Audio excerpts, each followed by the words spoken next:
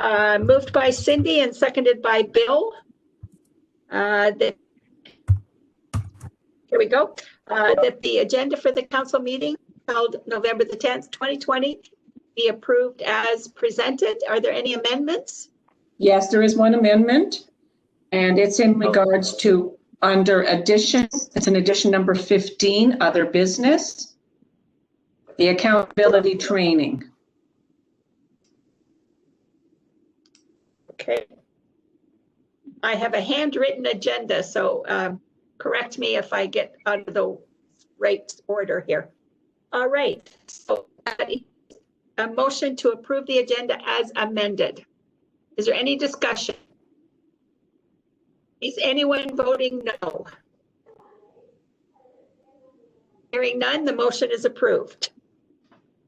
Next motion, or next is disclosure pecuniary interest and sharing of any item on tonight's agenda by any member of council. Hearing none, we'll note that in the minutes. And I have a motion moved by Tom and seconded by Brent.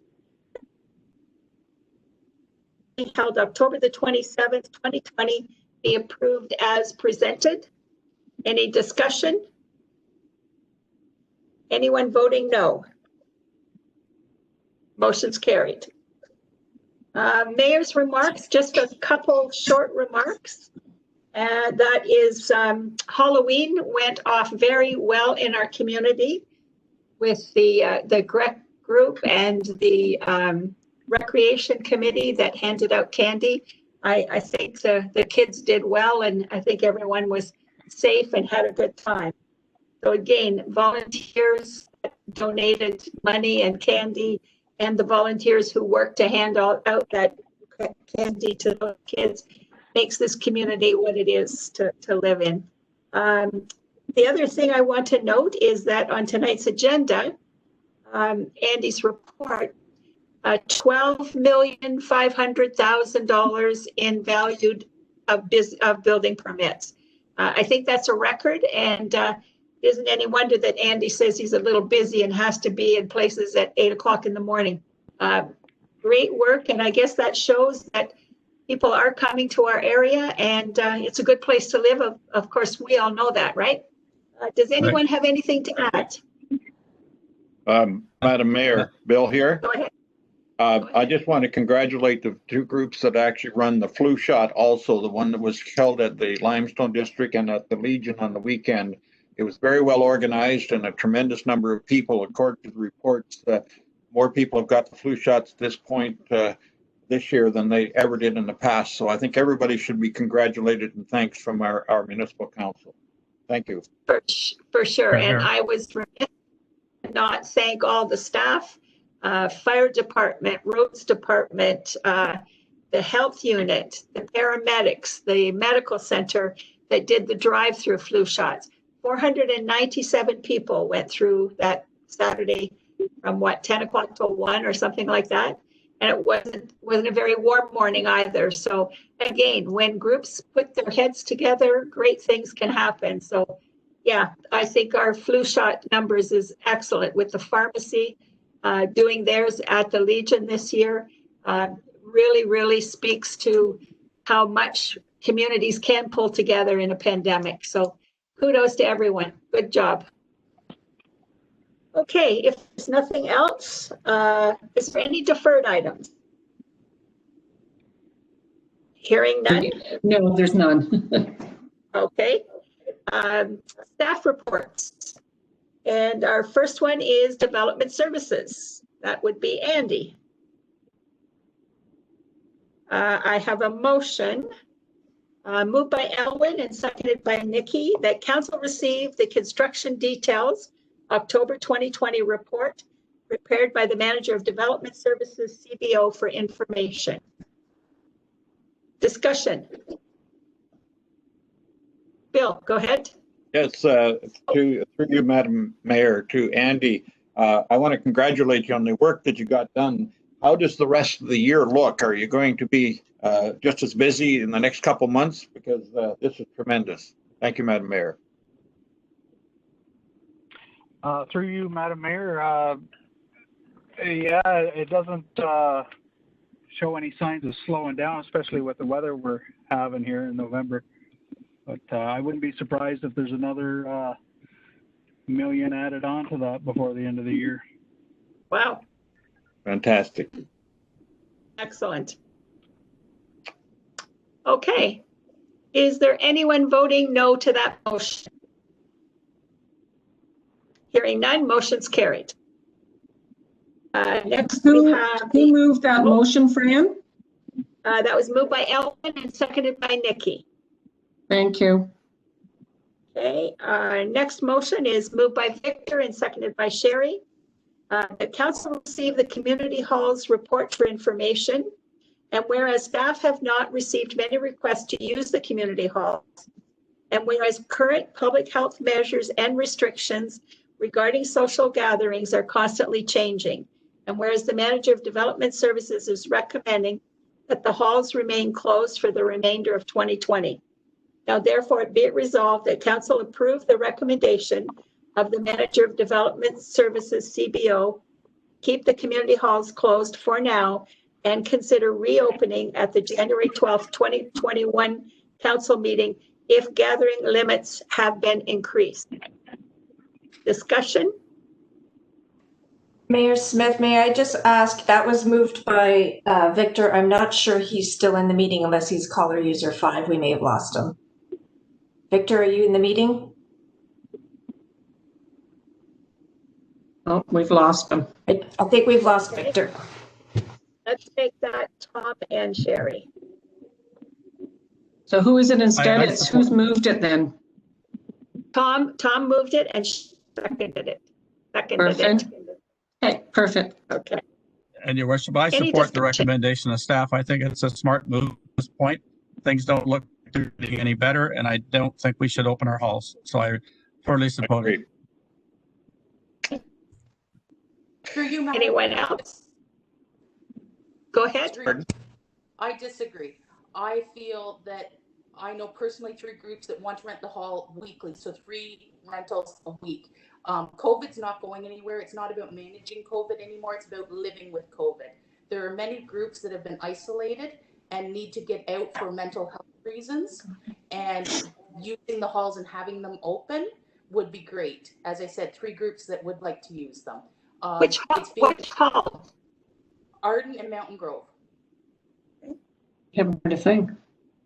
It's the I've never early heard a thing. and the youth groups. Say never heard again, of it. Nikki? The early on groups, which are regulated through the Ministry of Ed, they are screened. You have to pre-book to go there. They have families in Mountain Grove that find it hard to come to Sharpeville Lake or other areas, and were consistently going to the group in Mountain Grove.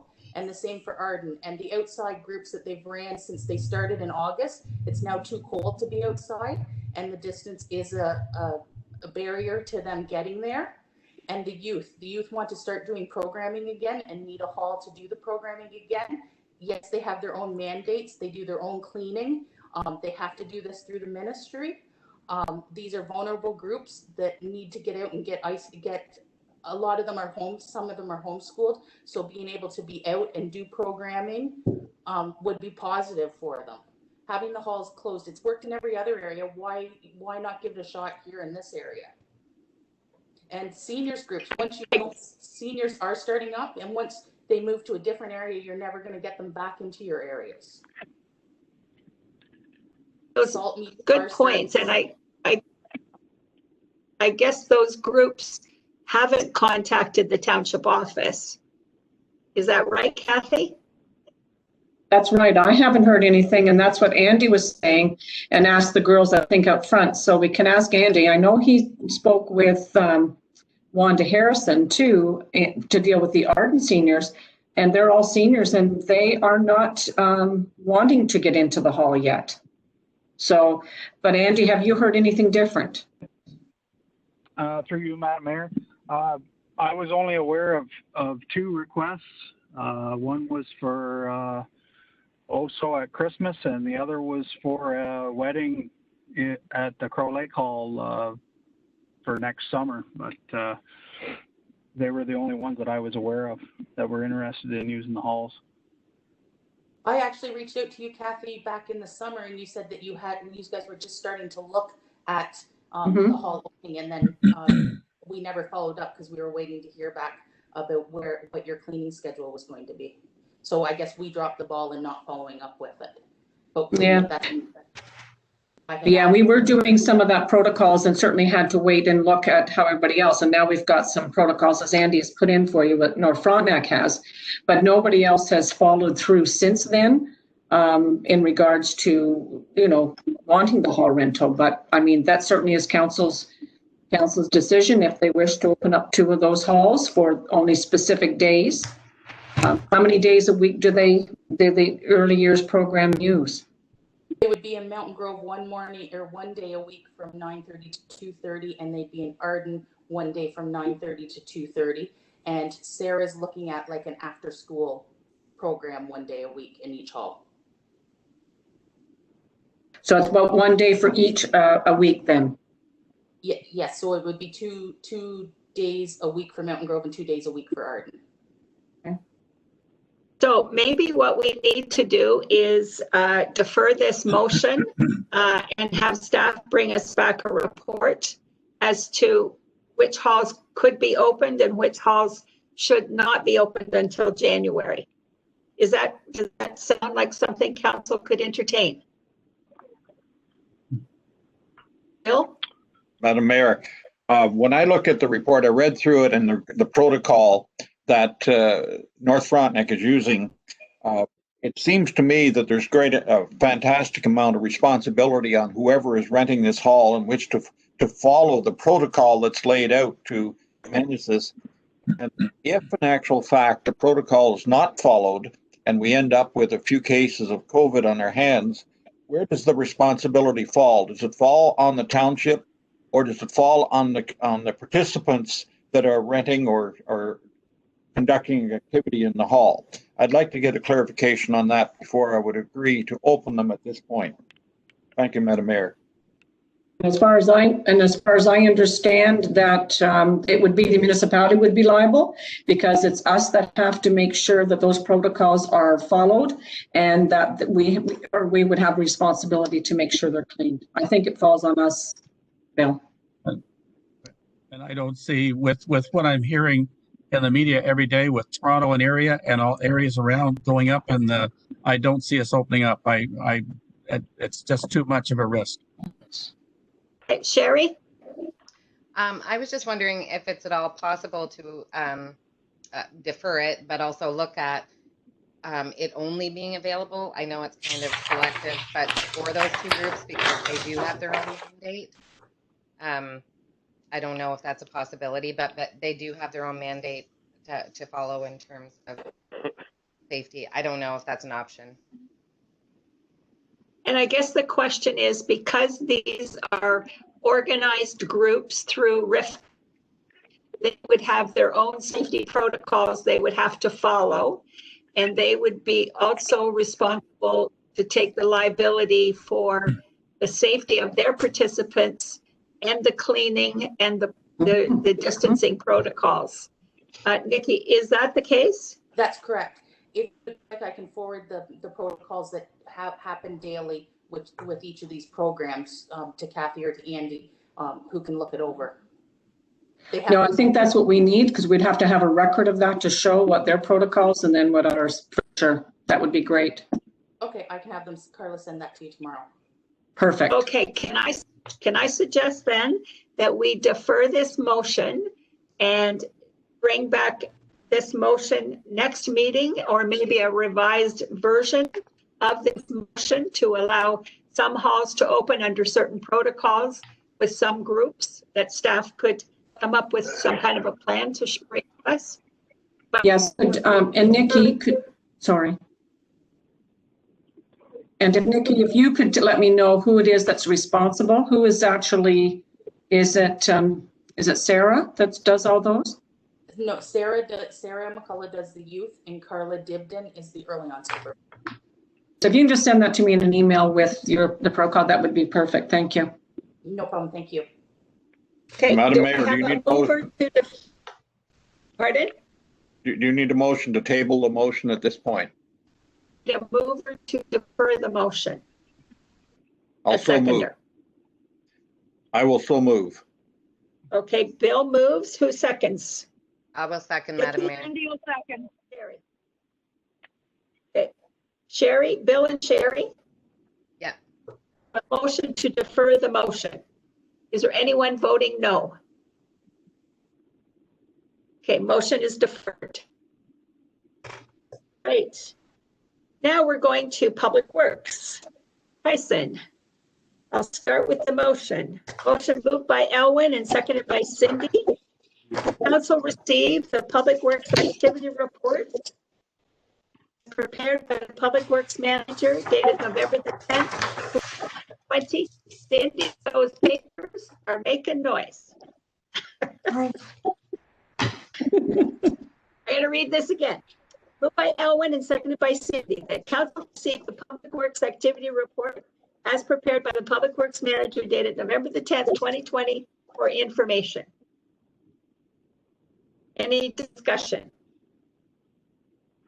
Tyson, anything you'd like to point out on that report for us? Through you, Madam Mayor, something that didn't make it in the report was that we have recently hired another seasonal operator laborer to help out this winter to make sure that the foremans are available to be in cell reception, not on plow routes. And our road supervisor actually found a little bit of savings by hiring a weekend patrolman, so we don't have to pay our guys overtime. And they were that should save $7,000 or $8,000 this winter. And my guys were really happy about that as well. So it freed up their weekends a little bit. Also, we had a really great meeting with Tri-Board and also the bus line owners to make sure we have better communication this winter. There's a couple little blips last winter, but with our same patrolman 2 years in a row, he's doing an excellent job. He's going to be the same one that after he's deployed the plow drivers, he's going to get into the sidewalk plow, or the sidewalk snow blower, and we're pretty excited to test that out. And that's all I've got. Good. Okay. Madam Mayor, Bill here. I just want to congratulate Tyson in regard to the work that you've done at the also landfill site. I think that's a tremendous improvement, and I think it will lead to better control of where you're actually having the refuse dumped. Thank you. Through you, Madam Mayor. It not only is an improvement, I agree, thank you, Bill.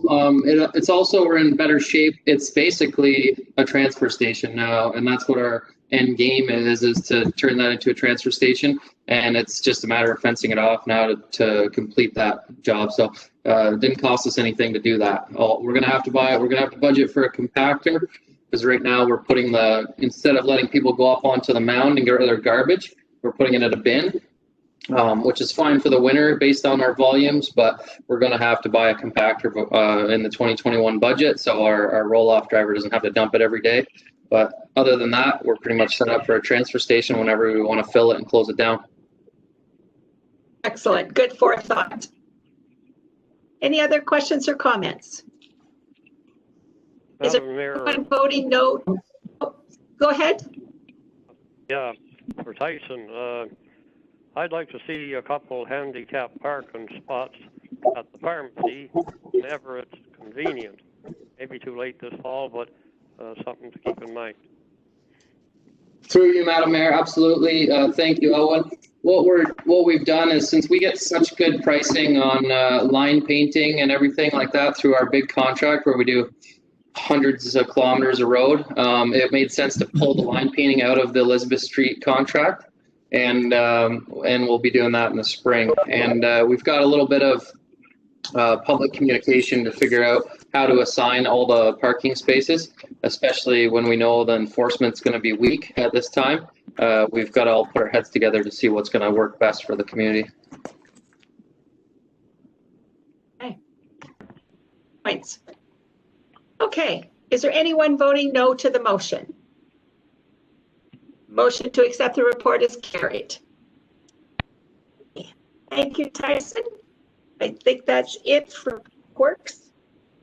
Now we have administration. I have a motion moved by Nikki and seconded by Bill that council received the report entitled Algonquin Land Claim Update as prepared by the CAO clerk for information. Discussion. Hearing no discussion. Is there anyone voting no to the motion? Motion's carried. Okay. Madam Mayor, who moved and seconded that? I was moved by Nikki and seconded by Bill. Thank you very much. You're welcome. All right, committee reports. I have a motion by Brent and Victor. Victor is back. Mm-hmm. Yes. Oh, yeah, he's there. Okay. Yes, he's here. Okay, the council received for information the approved Economic Development Committee members from its meetings held July 22nd and August 19th, 2020. Any discussion? Anyone voting no? Motion carried. Okay, moved by Brent and seconded by Victor that council received for information the approved Community Policing Advisory Committee minutes from its meeting held June 15th, 2020. Any discussion? Anyone voting no? Motion carried. Okay, next, moved by Sherry and seconded by Tom, that council received for information the minutes from the District 3 OSO Recreation Committee meeting held October the 15th, 2020. Any discussion? Hearing none, voting no. Motion's carried. Okay. Moved by Cindy and seconded by Bill that council received for information the approved minutes from the RVCA's meeting held September the 24th, 2020. Any discussion? Anyone voting no? Motion's carried. Now, moved by Nikki and seconded by Bill that council received for information the highlights from the October 21st, 2020 board meeting. Any discussion? Madam Mayor, Bill here. Bill? We received the minutes from the other conservation authorities. Do we receive the minutes from the Mississippi Conservation Authority at any time? Perhaps through you, Madam Mayor, to Kathy. Yes, what I do is I receive an email from the for any of the minutes, and then I just send them off to Sherry and then or to Cindy, and then she would send them off to you. So yes, we do get copies of them. Okay. Thank you, Madam Mayor. Okay. Is there any voting no to the motion? Seeing none, hearing none, motion carried. One more committee, and that is the Eastern Ontario Trails Alliance, moved by Tom and seconded by Brett. Council received for information the minutes from the Eastern Ontario Trail Alliance meeting held September the 10th, 2020. Discussion? No. Motion's carried. Communications and courts. Moved by Sherry and seconded by Elwin that council received for information the following correspondence, and it's number 128 that's in your package. Any discussion? Is there anyone voting no? Motion's carried. Public meetings, road closure and conveyance, 1111 Simmons Lane, Martin. I have a motion moved by Bill and seconded by, moved by Brent and seconded by Sherry. Council received input from the public meeting and the accompanying report prepared by the deputy clerk. The recommendation to stop up, close, and convey to the applicant, Beverly Ann Martin, that part of the road allowance between concession 3 and 4 Interbrook being part 2, 13.825, and being pin 361560193 to be a lot addition to the applicant's properties and that consolidating the properties be a condition in the bylaw, and that prior to conveying the road allowance to the applicant, the township grant any required easement in favor of Hydro One Networks, Inc., if requested, and that council accept a purchase price of $5,071.50 plus HST, being the appraised value of land minus the proportionate share of the last 3 years' tax payments, and that a bylaw be passed later in the meeting. Discussion. Madam Mayor, if I may, before we start, I just wanted to clarify, I did amend the bylaw late in the day because I noticed there was an incorrect reference to the purchase price in paragraph 4 of the bylaw. So I just wanted to clarify that the bylaw that's coming to council has been corrected with the updated amount, which is the $5,071.50. Okay. Excellent. Great. So nobody was voting no to that one, right? And I don't know if there's anyone from the public. There is a couple of new callers. I'm not sure who they are. So is there any of the callers here for the public meeting for Martin Road closure? Yes, I'm here. Okay. Yes, and could you give us your name? Oh, I'm just actually listening in. I'm her realtor, actually. I was just kind of listening in to see how this meeting goes. The timing is perfect. That's fine. So you don't want to speak to the application? No, not really, actually. Beverly Martin wasn't able to attend, and I told her that I would listen in. All right, that's fine then. My name is Kim, by the way. Okay. Excellent. Okay, is there anyone voting no to the motion? Hearing none, the motion's carried. Okay, we have another road closure and a quit claim, 1126 Richmond Lane, Cole and Noble. Moved by Tom and seconded by Cindy, that council receive input from the public meeting and the accompanying report prepared by the deputy clerk. And further, that council approve the recommendation to stop up, close, and quit claim to the purchaser of the property, Diane Leslie Noble, that part of the road allowance between concession 3 and 4, Hinchinbrook, being part 2, 13R 3495, and being part of 36221 0064R, and that a bylaw be passed later in the meeting.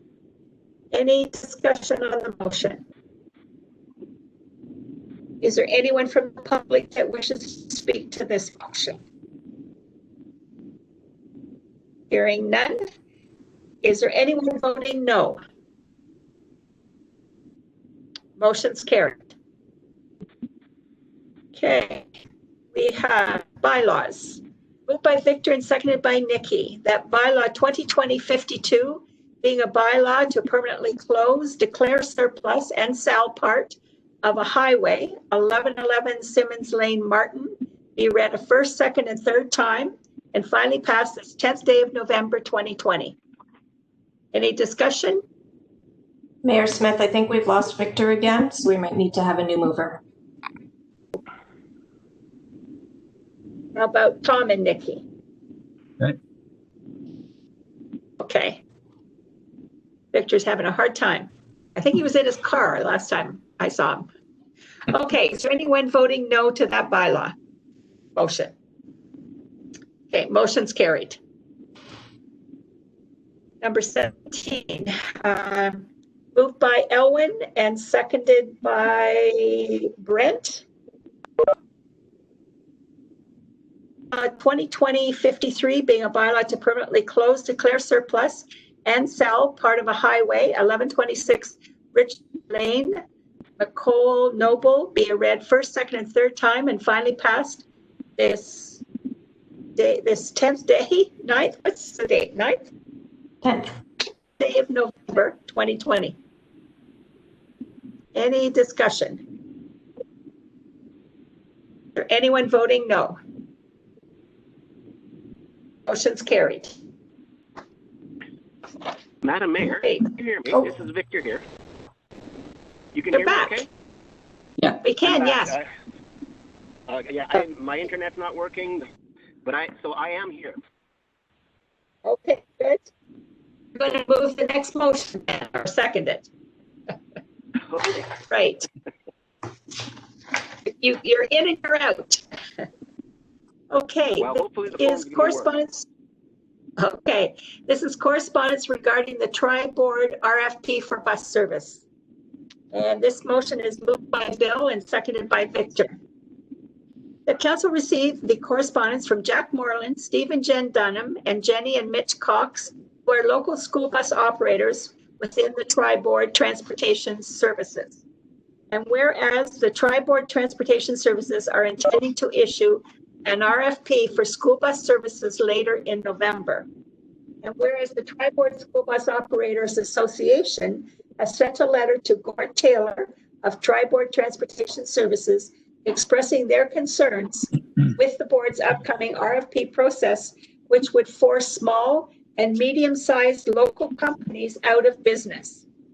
And whereas the local bus operators employ dedicated and loyal drivers who live within our communities, who are familiar with our unique rural area and take great pride in the safety of the students, even during the winter months when we experience inclement weather.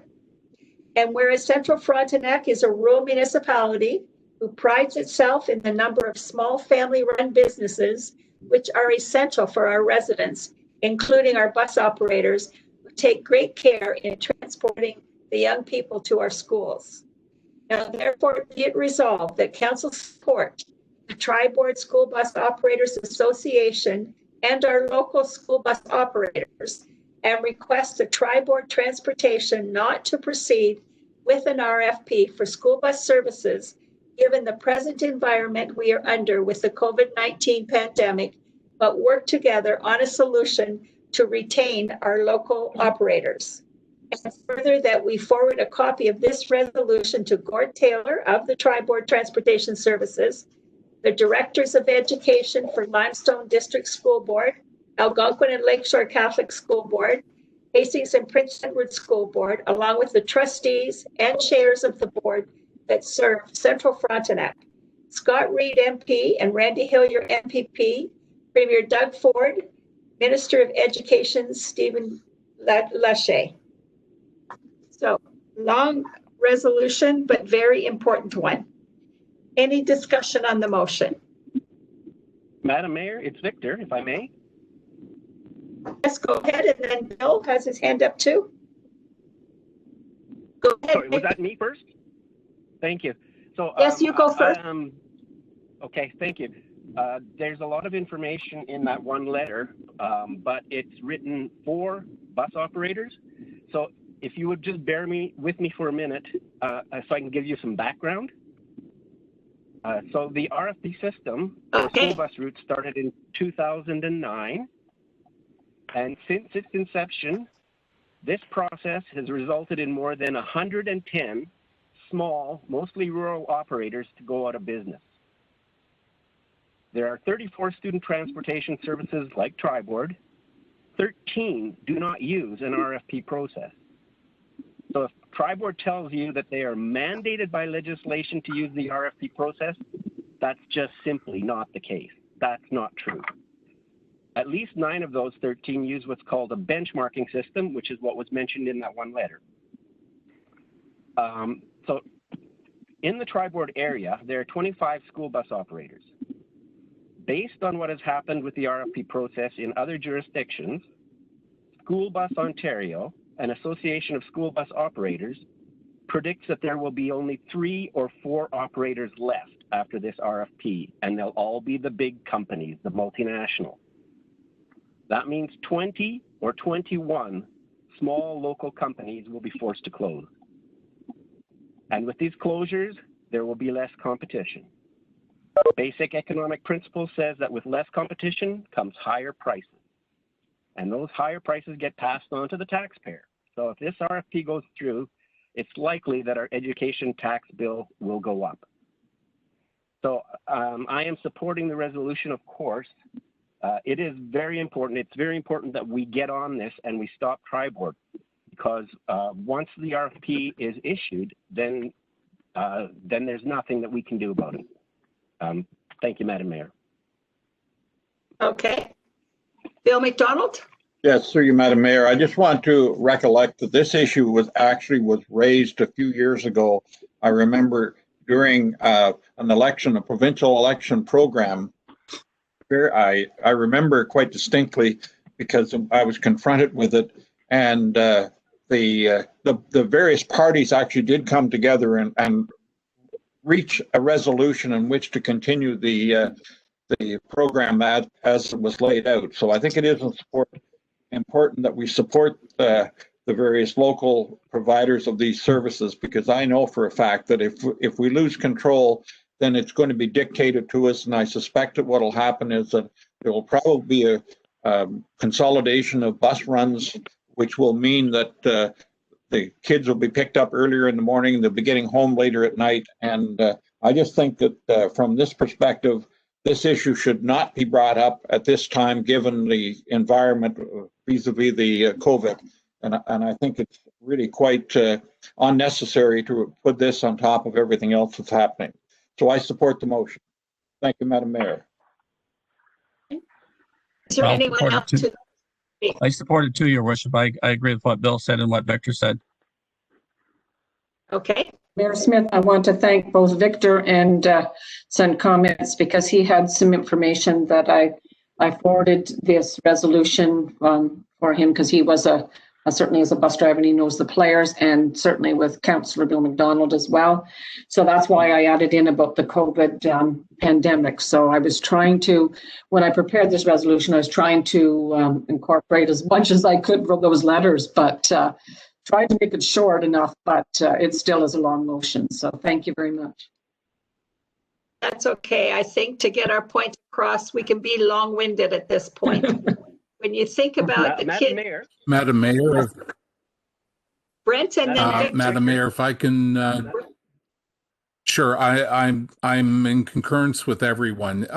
You know, there are parts of Ontario which are not as adversely affected. Large urban centers, we are almost completely reliant on busing, so we are very vulnerable, and any action that would create a situation where a lot of our smaller operators, who are the backbone of the service in this area, if they were adversely affected, there would be just a major impact on ratepayers, on families, on students. And you know, I fully concur with everybody. This might work well for downtown Toronto or larger urban centers. Certainly not going to work well for us. Right. Okay. Victor. Yes, just a slight correction, Madam Mayor, for a comment that CAO McMunn made. I am a former school bus driver. Thank you. Yes. Thank you, Victor. That's correct. Sorry about that. Yes, you are a former. Sorry. I stand to be corrected.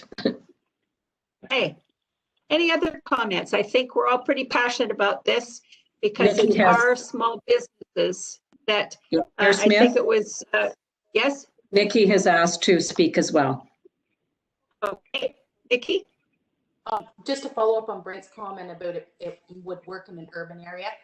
Actually, they did go through with the RFP a few years ago in the Ottawa region, and it actually failed miserably because they awarded all the bus runs to the two large corporations, and they could not follow through. They could not find bus drivers. So it ended up, of course, costing the school bus more, because they had to go back to the independents and help float them to get buses going, to get the system back up and working. So they proved that the little guy is the better guy to go with.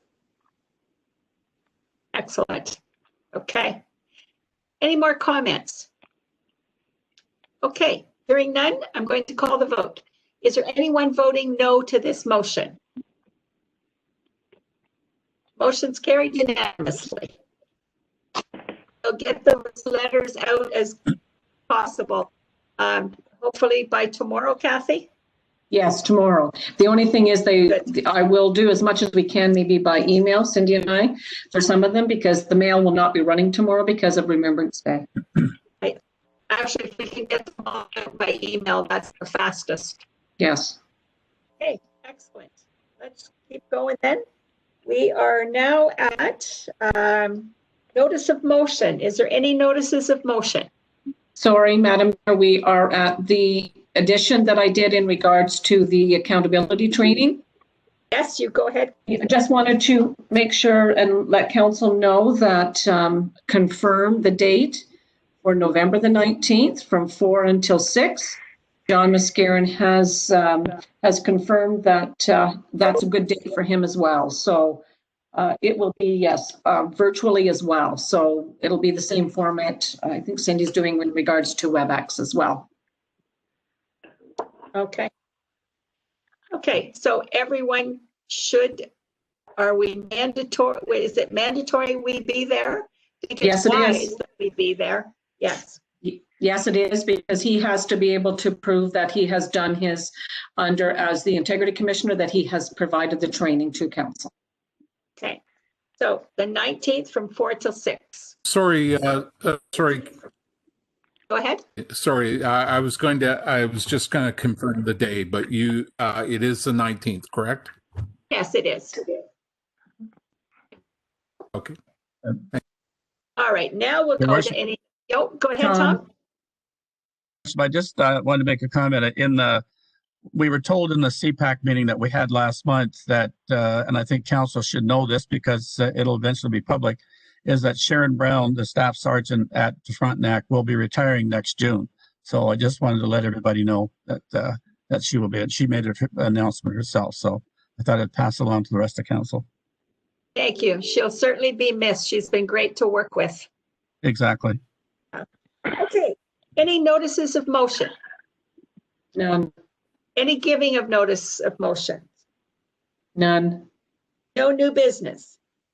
There's no closed session? No. I have a motion. Moved by Tom and seconded by Cindy, that bylaw 2020-54 being a bylaw to confirm the proceedings of the regular council meeting held November the 10th, 2020, be read a first, second, and third time, and finally passed this 10th day of November 2020. And further, this meeting be adjourned until November 24th, 2020, said meeting to be via video conference. Any discussion? Is there anyone voting no to the adjournment meeting or motion? Motion's carried. Good Now, meeting, Madam folks. Mayor, I'm going to ask you who because I forgot to write their names That down. was Tom and Cindy.